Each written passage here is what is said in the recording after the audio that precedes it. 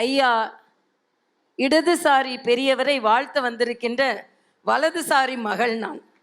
வலதோ இடதோ அவர் நமது தலைவர் என்று அனைவரும் மனக்கண்முள் கொண்டு வருகின்ற நல்ல கண்ணு அவர்கள் இவர்கள். ஆக ஐயா பேசும்போது சொன்னார்கள், ஒரு கண்தான் அவருக்கு சரியாக பயணித்தது, பலனளித்தது என்று. ஆனால் ஒரு கண்ணே அந்த அளவிற்கு தமிழகம் பலனளிக்கும் அளவிற்கு அவர் வாழ்க்கை இருந்தது என்றால் அனைவரின் மனக்கண்ணும் அவர் மேல்தான் இருக்கிறது. இங்கே அனைவரின் மனக்கண்ணும் அவர் மேல்தான் இருக்கிறது என்பதை சொல்லி, நான் ஏற்கனவே சொன்னதை போல இடதோ வலதோ நமது அனைவரின் மனதிலும் கட்சி எல்லை கடந்து, கொள்கை எல்லை கடந்து அவர் வாழ்ந்து கொண்டிருக்கிறார்.